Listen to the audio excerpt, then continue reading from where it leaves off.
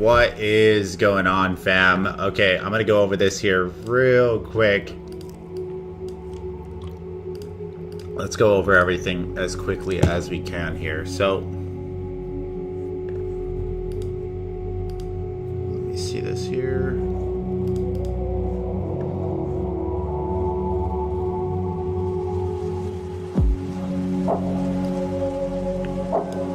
Let me lower the music here just a little bit. Okay, so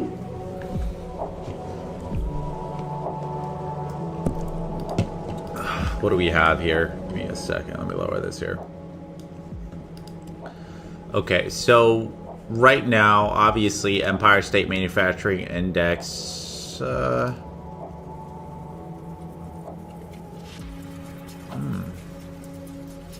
Interesting. I don't really look at this though. It doesn't have too much of an impact.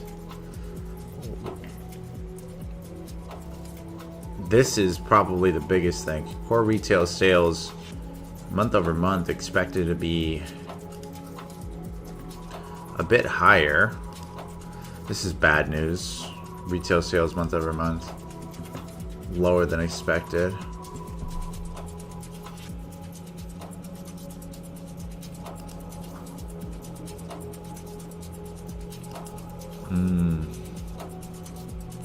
Retail sales are down. What's this chart look like? Have we been going down for a while here?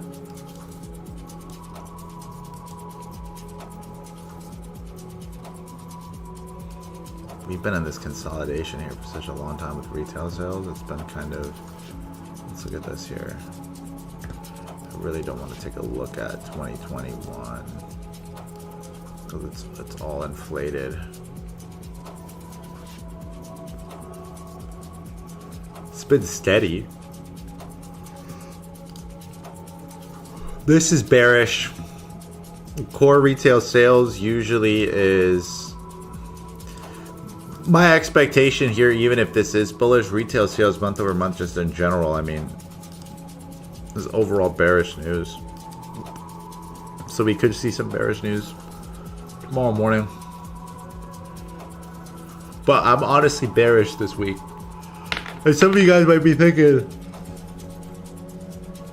John, why are you bearish? Like, why are you? Some of y'all might be thinking, why am I bearish? Well, this is going to be the main reason why. Not only is it that I'm bearish because of all of this, I'm mainly bearish because of what's going to happen on Wednesday. Okay, we have a rate cut on Wednesday.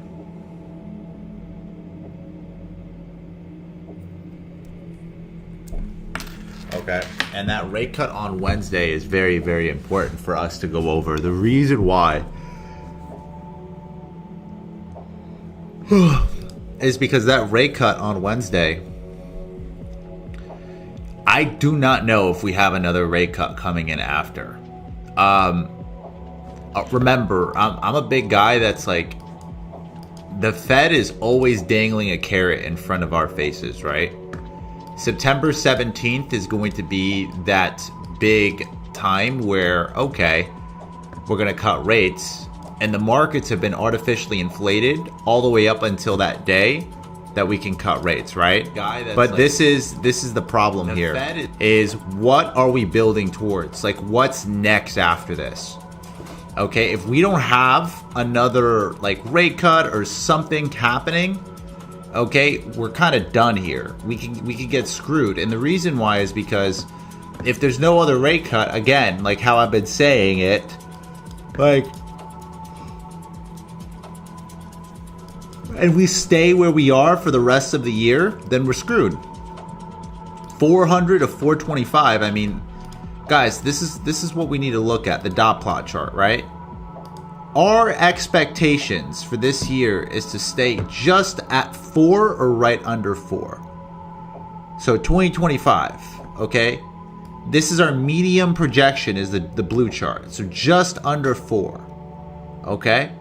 Maybe 375 or 4 rate cut. So at 400.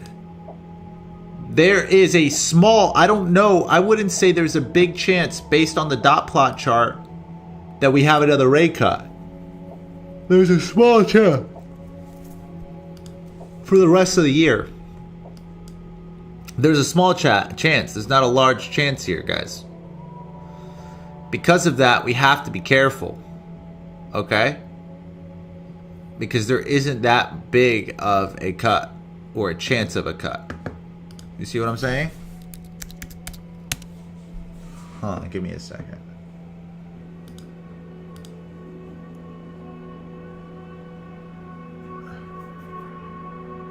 Yeah, there isn't that big chance of a cut, guys.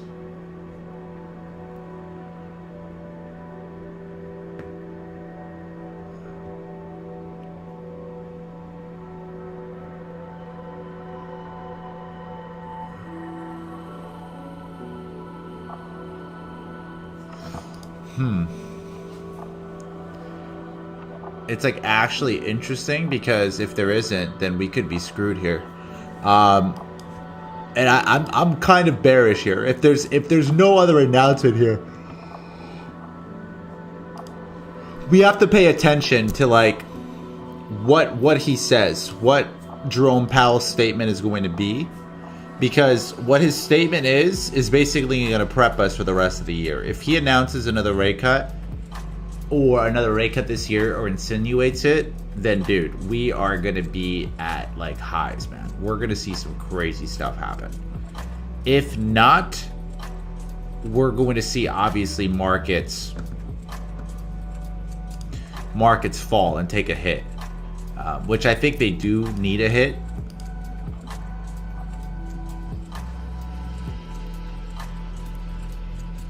This is the biggest news of the week. This is the week, guys. This is when I said, okay, this week I'm more bearish.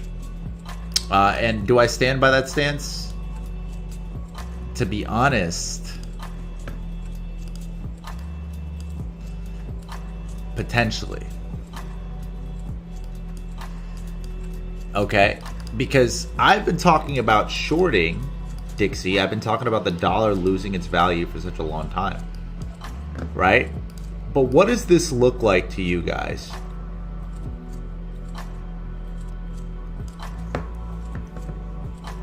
This looks like order flow. I don't like it, to be honest. We're mitigating a 4-hour candle. I predicted price to move downward here. All of September, I predicted to be bullish. One thing I'm worried about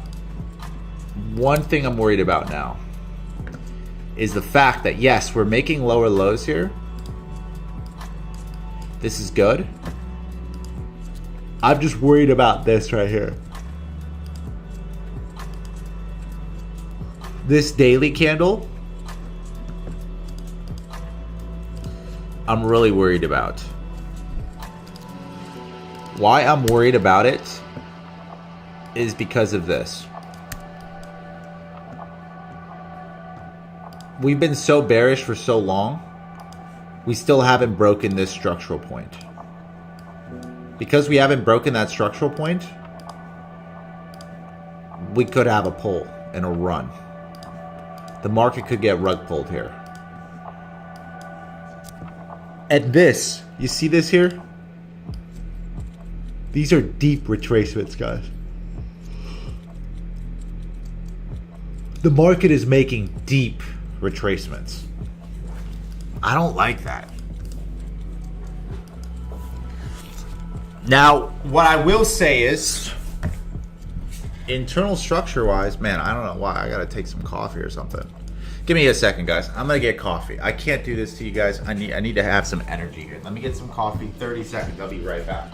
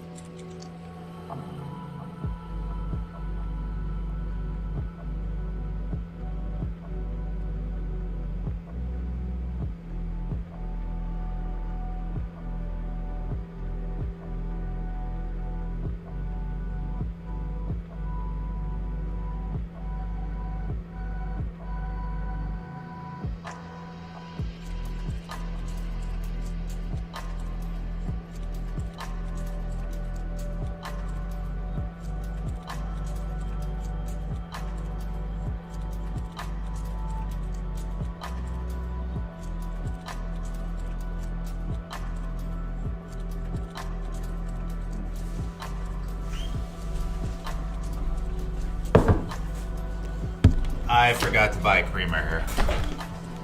Okay, so now that I'm seeing this here, I'm going to share with you my thoughts here. Okay? This is what I'm looking at. Right?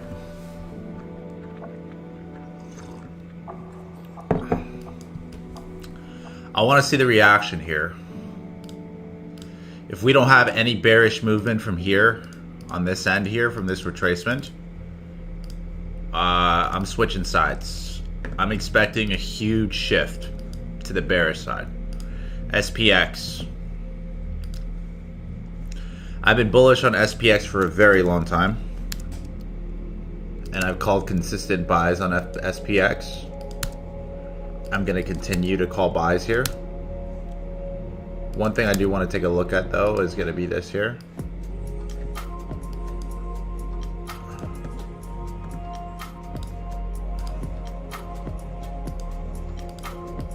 Oh, 1.27.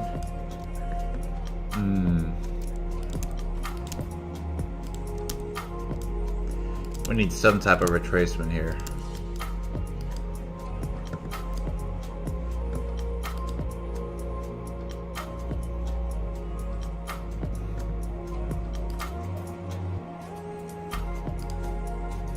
Buy here.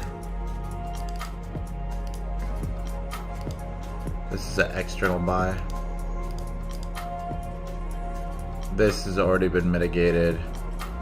This has already been mitigated. This is the only candle that hasn't been mitigated. I'm expecting at least a bigger retracement here. Something bigger. Buy the rumor, sell the news. September 17th, I expect to buy the rumor, crash, sell the news. Let's look at NAS. Same thing. NAS gives me a little bit of a better idea. Still breaking. It's still bullish. NAS is still bullish, guys. So I mean, this looks good. Let me look at Russell. Technicals look good, but again, technicals lag compared to macro. You always have to keep that in mind. That's interesting. The Russell is not even at all-time highs yet. From its initial impulse waves to the downside, the Russell isn't even at highs. That is interesting. The Russell looks like it's about to mitigate on the weekly candle. We're around weekly candle highs. That's interesting. Don't you find that interesting? The Russell gives us better perspective because the Russell always has deeper retracements. You see that? I could see a pullback here with Russell. Everything's so high, I don't even want to buy. Yeah, everything's so high. VIX, let's look at VIX here. Huh, interesting. This is good news. Well, bad news. Supports my bias a little bit. See this right here?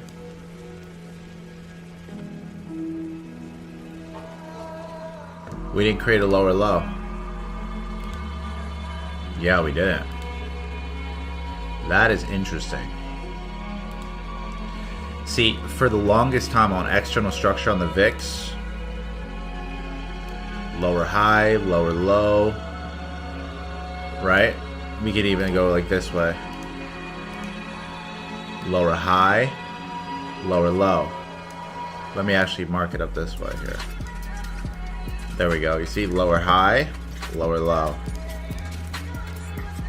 Lower high, lower low. Lower high, no lower low.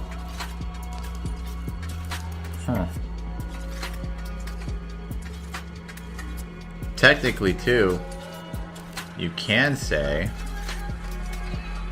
on real technical levels, this was a lower low, this was a lower high, this was a lower low, this was a shift in momentum, and there's no lower low that's been created here. This is a bullish mitigation. Technically, on a technical level, you could call that an external buying zone. You see that? If this thing starts to turn around and starts to break to the upside close, a high volatility index of SPX means a huge fall on SPX. And right now, SPX is breaking all-time highs. It doesn't even look like there's any close to any top coming or a reversal coming. But the VIX is showing that there's volatility that's about to increase. That's a good indicator. The VIX is showing you before price action showing you, which is interesting, right? Always really interesting to check a look. Even gold, you see? Gold volatility will showcase to you. Gold volatility is going to start to skyrocket here. So if gold volatility is going to skyrocket, I'm more bullish on gold, to be honest on it. I'm very much more bullish on gold.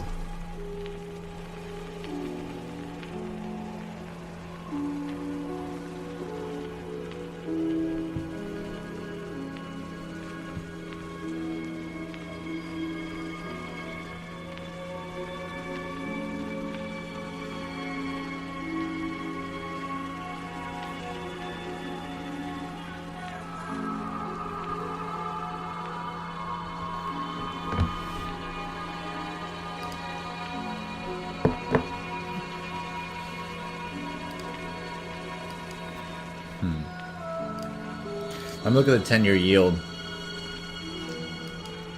Wow.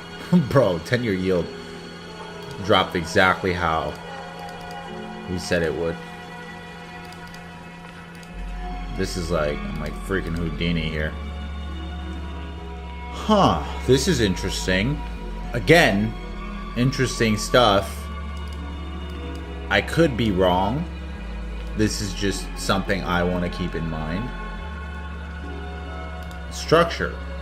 Lower low, lower high, lower low, lower high, lower low, break. Shift in momentum. We've already mitigated a daily structural zone that I've been talking about here. I aimed here back in August. I was talking about 4% yields, 10-year yields, and we're there. Why? Why did I talk about that? I talked about it because of this mainly. Mainly because of these fib levels. I talked about that zone because of this fib level. So, this is interesting here because if we do have a structural break, which this is what it looks like, you see that? If we start to see bonds now make a swift recovery, at least back here, or back here, that's bearish on markets. I think we're going to have a bearish week. I'm going to be honest with you guys. I think it's going to be a bearish week this week on everything. Even, I mean, seasonality reports, gold's usually bearish midweek. Sometime mid-month here on seasonalities. Let's look at SPX seasonalities here. I think that'll be a good, because I have, it's not just fundamentals, guys. It's, you know, it's fundamentals, it's seasonalities. Sentiment tells me it's going to be mid-bearish this week. I don't know, but again, I could be wrong. I'm not Houdini over here. All I could do is all I could do, right? All I could do is all I could do. All I could say is all I could say. All I could see is all I could see, right? Huh, interesting. 7-year seasonality, SPX is bearish here. Usually, historically, there's been a 75% chance that we're short. Isn't that crazy? Before I even looked at You know, before I even looked at... Here, let me...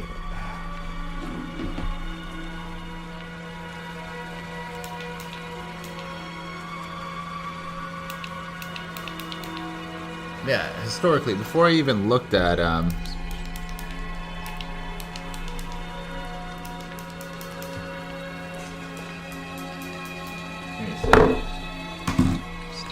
Before I even...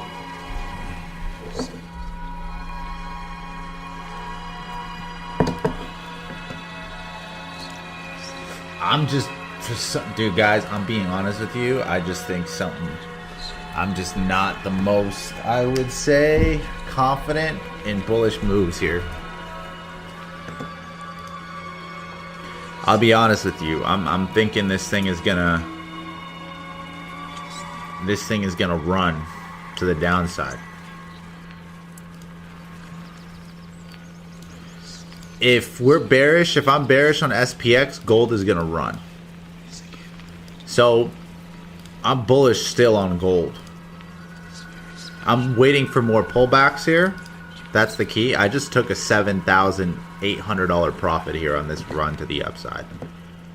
What am I looking for now? Another pullback here. I'm not concerned with gold. I'm looking at some sort of buy around that zone here. I'm going to let the Asian range do its thing. Wow, beautiful, beautiful breakout today. 8 a.m. breakout of the Asian range at 8 a.m. pullback here. 10 a.m. pullback too. Run.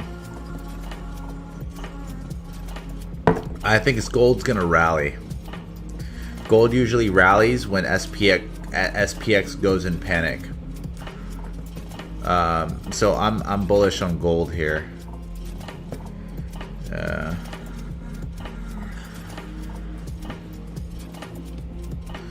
Take a look at my GU trade here.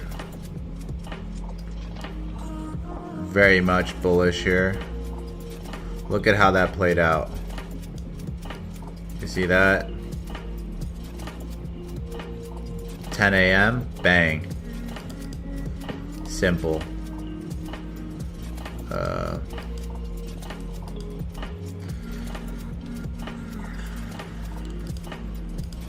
I'm bearish on GU. I think tomorrow we're going to come back here. Pretty confident that's going to happen. Why do I think that's going to happen? Look at that. Because I believe the Dixie's going to run. Dixie's going to run? Oh, I didn't get it right with CAD. I always don't get it right with CAD. I don't really like trading CAD at all.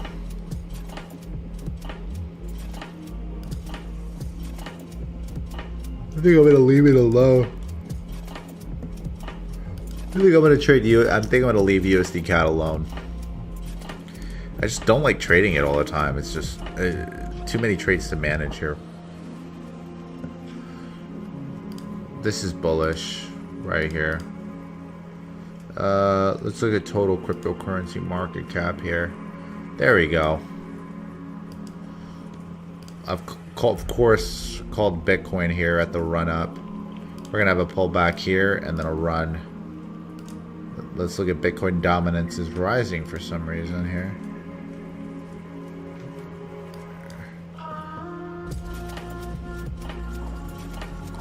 Pretty simple. I already knew these buys were coming here. I'm looking for a pullback. A big pullback. That's why I'm bearish this week, guys.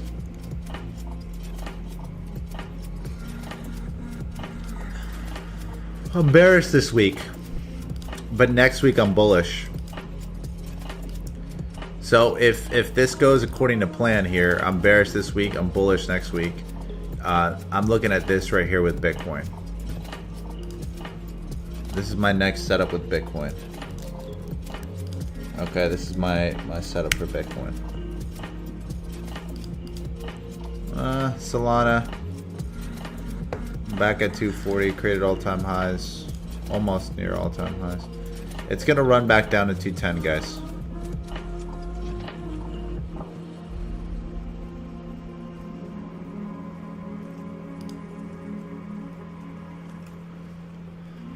Toncoin looks like a good buy. After the pullback happens, guys. Yeah, these markets are gonna run down. I expect Jupiter to come back down at 43 cents. Then run.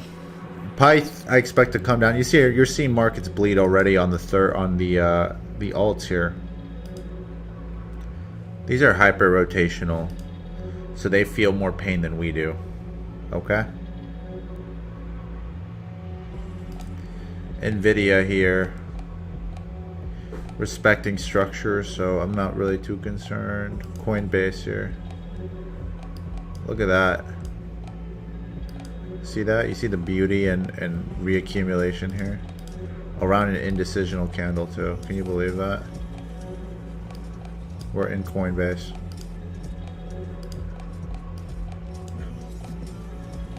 Hopefully we don't get hopefully we break here. Hopefully. If we do,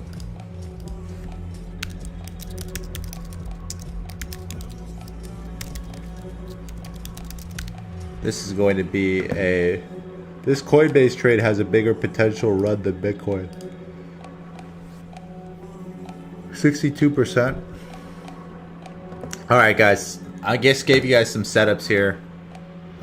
Tomorrow morning we shall see. We shall see. And we'll call this one a night. And I'll see you guys tomorrow morning.